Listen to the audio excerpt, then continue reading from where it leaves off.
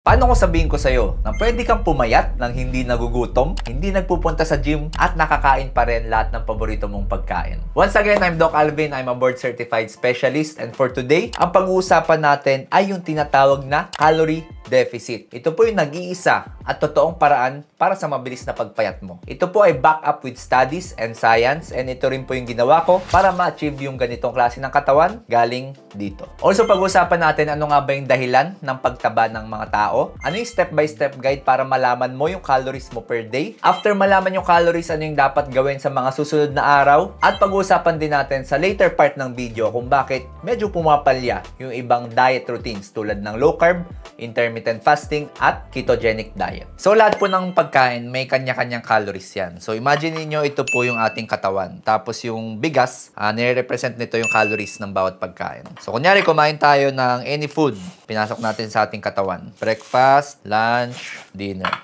Gagamitin ng katawan natin yan, yung calories na yan. So, kunyari, pumunta tayo sa trabaho, nag-commute, nagtrabaho buong araw. Yung ibang calories doon, nasusunog. Yan. Tapos lahat ng hindi mo nasunog na calories, matitira yan sa katawan mo as stored energy para gamitin siya sa susunod na araw. Yung stored na energy, yan po yung taba na naiipon dito sa bilbel, sa leg o kaya sa braso. Ngayon, para onti lang yung stored energy na mapupunta sa'yo, dapat nasa maintenance calories ka lang. Ibig sabihin, hindi sobrang taas ng calories na kinokonsume mo daily. So, dapat onti lang rin yung ating pinapasok. Para yung susunugin ng katawan mo, sakto lang rin, walang matitira.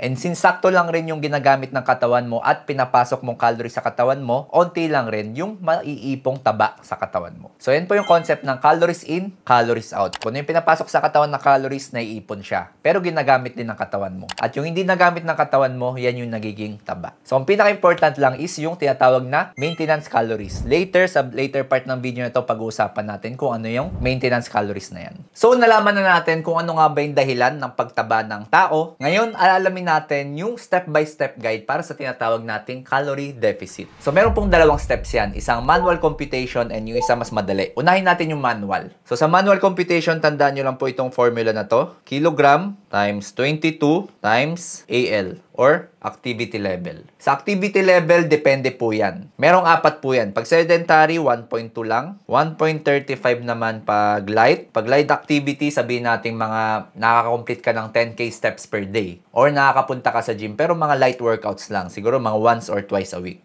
1.5 naman kapag moderate. Siguro ang gym mo nito, 3 to 4 times a week. 1.7 pag ikaw ay athlete, yung talagang hanap buhay mo na magpunta sa gym or araw-araw ka talaga nag-workout. So for example, isang 65 kilogram na lalaki gusto mag-diet. So 65 times 22, tapos karamihan naman talaga is sedentary. So, yun na lang yung gawin natin example. So, sedentary, 1.2. Ang resulta ay 1,716. So, tandaan natin tong number na to and ikumpara natin sa pangalawang method. Itong pangalawang method, actually, naituro ko na rin po ito sa previous kong vlog. Pero, balikan natin. So, ito, para sa mga hindi nakapanood dati. So, punta lang po kayo sa Google. Ang i-type nyo is TDEE calculator. Tapos, yung unang-unang lalabas, ito po yun. Tapos, yan, meron ditong age. Sabihin natin yung 65 kilogrammer kanina is 35 years old. 35, 65 kilo. Tapos, meron ditong height. So, sabihin natin ang height niya is 170 cm. Tapos yan, meron dito, sedentary, light, moderate. Ayan. Actually, mas dito, mas specific and kung mapapansin nyo, mas madali. So, calculate na natin. So, yan, lumabas agad yung kanyang maintenance calories. So, ito, 1,851. So, hindi naman nagkakalayo. Itong kanina, 1,716. Ito naman, 1,851. So, depende na po sa inyo kung anong susundin nyo. Pwede nyo rin gawing average. I-add nyo yung dalawa, tapos kunin nyo yung average. Tapos, yun na yung inyong maintenance calories. And again, napag-usapan natin kanina, yung maintenance calories, yan yung calories intake mo per day na hindi magbabago yung iyong timbang. Hindi ka bibigat, hindi ka rin gagaan. And since gusto natin gumaan, gusto natin mabawasan ang ating timbang, dyan sa na-compute nating maintenance calories, kailangan natin magbawas ng 300 calories. Yung makukuha mong sagot, yan ngayon yung iyong tinatawag na calorie deficit. Yan na yung golden word na calorie deficit na naririnig natin lagi. So sabihin natin, in-average natin yung 1851 plus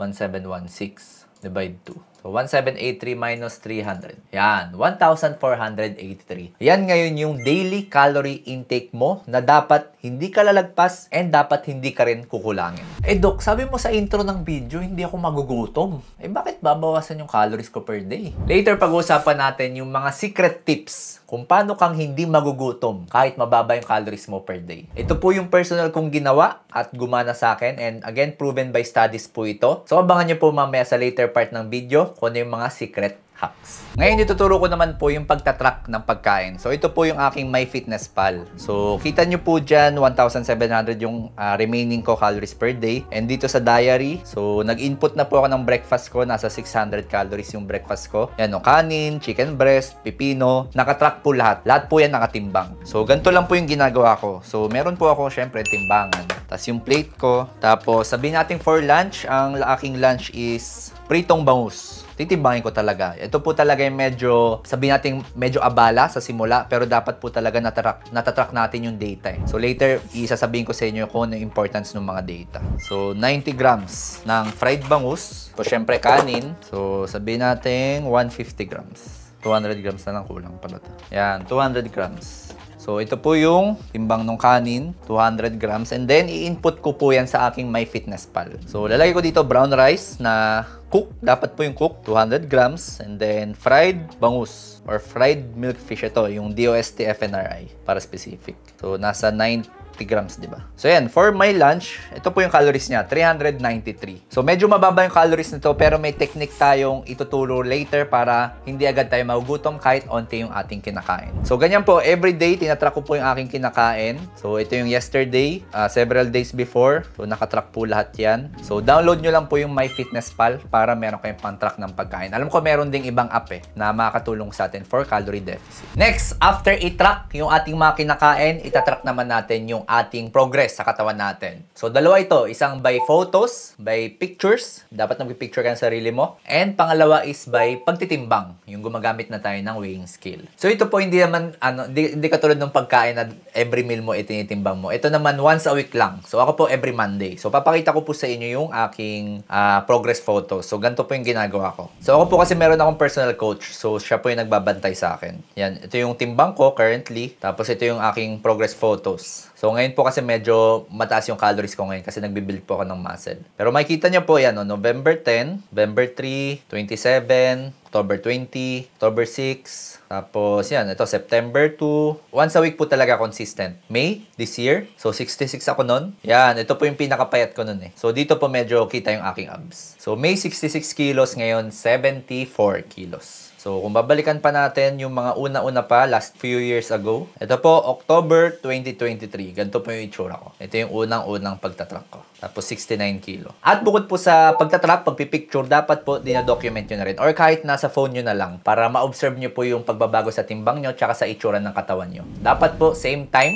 every morning, wala pang kinakain, and mas maganda kung nakadumi or nakaihi na kayo. Same po dapat yung damit at dapat same yung lighting and same yung pwesto ng phone. So baka magtaka kayo bakit kailangan pa i-track lahat ng kinakain tsaka lahat ng timbang tsaka itsura ng katawan. Again, ang pagka-calorie deficit po ay dapat data-driven. So kung dapat po mayroon tayong pinanghahawakang data. Kasi kapag wala yung mga data na yan, itong mga numbers na to na minomonitor natin, parang wala tayong basehan kung nag-improve ba tayo or nagwo-worsen or baka same lang. Again, kailangan lang po talaga tiyagain. Ako po personally, nahirapan din po ako ng mga unang buwan. Matagal po talaga ako nakapag-adapt kasi makulit po ako, hindi po ako sumusunod sa aking coach. So, parang mga 6 months ako before nakapag-adapt and naging consistent talaga. Kasi talagang abala siya and talagang ubos sa oras. Pero, trust me, sa umpisa lang po mahirap. Eventually, magiging habit nyo na rin po yan. Makakasanayan nyo na rin po yan. Parang nagtututbrush. Yung pagtututbrush natin, nakasanayan na natin, hindi siya abala. Parang yung pagpo-phone tuwing umaga, naging habit na natin yan, hindi siya nagiging abala. Itong pagtatrack, magiging habit nyo rin po yan, maging consistent lang po tayo. And again, ito siguro yung part na medyo challenging and masusubok talaga tayo kung gaano natin kagusto yung isang bagay. Again, babalikan natin yung data-driven na sinasabi ko kanina kung bakit kailangan i-track. Kasi ang next step po is ganito yung gagawin nyo. Every 14 days or every 2 weeks, oobserbahan nyo po yung trend ng timbang nyo tsaka ng itsura nyo. Kung ang trend ng timbang nyo ay pababa, sabihin natin yung 65 kilogrammer na lalaki kanina ay after 2 weeks siguro naging 63 kilogram siya. Ibig sabihin gumagana po sa kanya yung calorie deficit na na-compute natin. Since gumagana yung deficit na yun, continue lang for 2 more weeks. Pero kung yung timbang niya ay hindi nagbabago, so sabihin natin after 2 weeks, 65 kilo pa rin siya, ibig sabihin merong mali sa ating computation. Again, yung kinompute kasi natin kanina, isa lang po yun sa mga marami pang computation ng calories. So pwede pong wrong estimate, pwede pong mangyayari yun. Pero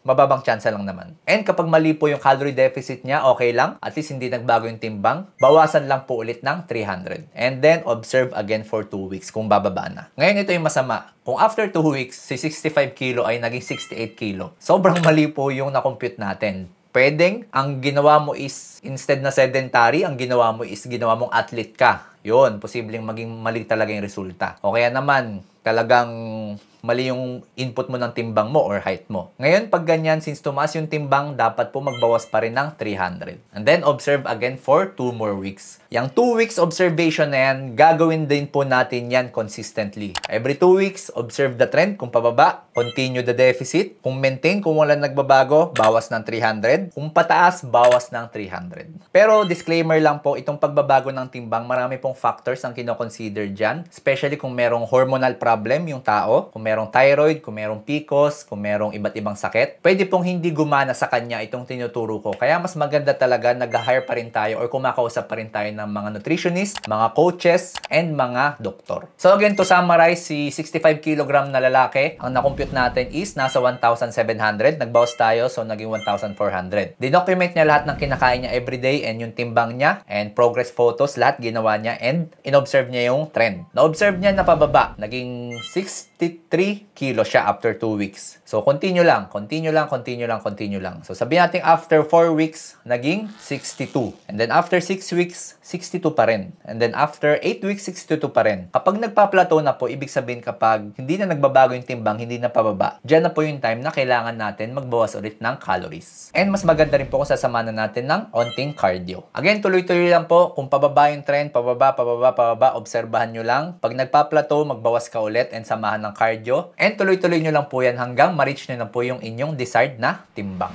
Eh Dok, sabi mo sa intro ng video walang cardio. Hindi ako pupunta sa gym. Ngayon, ba't pinapatakbo mo na ako? Later pag-usapan natin yung isang form ng cardio na hindi nakakapagod pero totoong makakapagpabawas sa timbang mo. Next, pag-usapan natin yung secret technique para hindi tayo magutom kahit mababa yung ating calories. So ito po dalawang uri ng pagkain. Isang 100 grams ng kanin at 100 grams ng steamed okra. Ngayon, tatanungin ko po kayo kung ano sa tingin nyo dyan sa dalawa na yan yung mas mababa ang calories kahit pantay yung timbang nila. Bigyan ko po kayo ng time para magsagot sa comment section.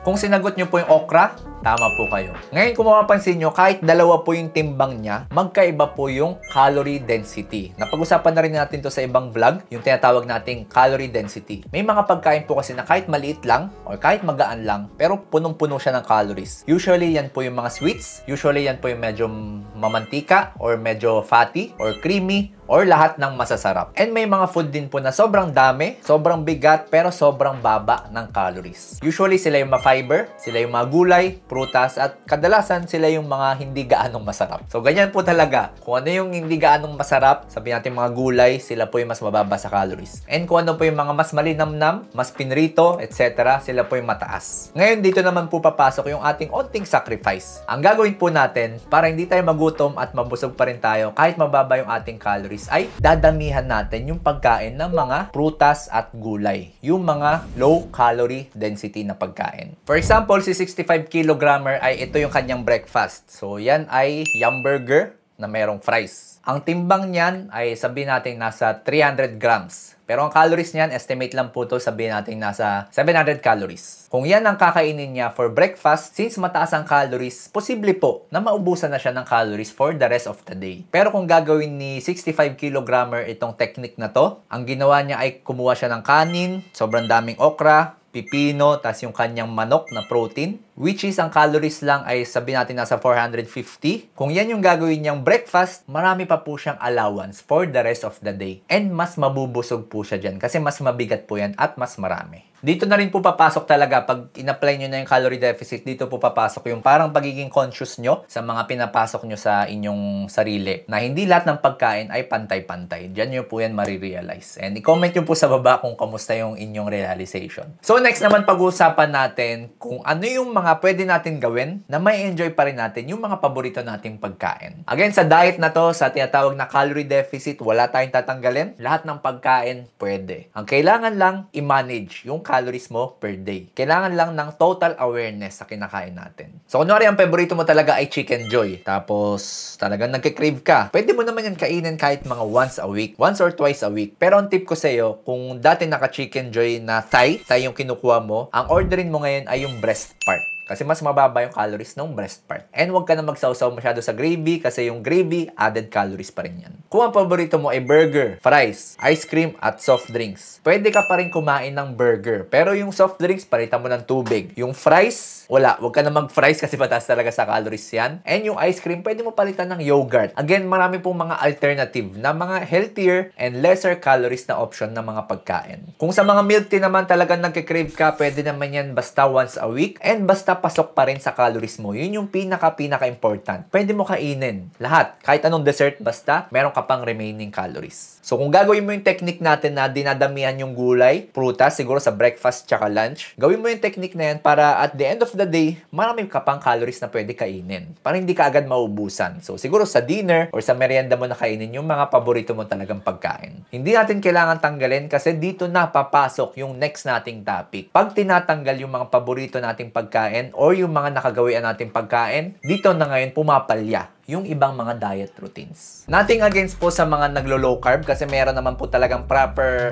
way para mag-low carb. Yung no carb yung mali, yung hindi talaga totally kumakain ng any carbs. Nothing against din po sa mga ketogenic, sa mga iba't ibang klase ng diet. Pero pag-uusapan po natin kung bakit most of the time or majority sa mga diet na yan ay pumapalya. Unang-una, meron po tayong tinatawag na metabolic down regulation. So, kapag nagtanggal tayo or kapag nilimitahan natin yung ating kinakain, ang nangyayari po sa katawan ay bumababa din yung metabolism kasi nagbabago yung hormones and nagbabago din po yung tinatawag na thermogenesis. Later, pag-usapan natin kung ano yung thermogenesis na yan. Next, nagkakaroon din po ng psychological backlash. Ibig sabihin, since naglilimit tayo and nire-restrict natin totally yung ating mga kinakain, ang nangyayari, nagkakaroon tayo ng binge eating episode. So, sabihin natin 1 week tayong nag-crash diet. Talagang ayaw natin kumain. After several days or several weeks, dadating yung point na hihingin na ng katawan mo yung calories na kailangan niya. And kapag dumating na yan, psychologically, nagkakaroon tayo ng binge eating. Ibig sabihin, binabawi natin lahat yung mga nawalang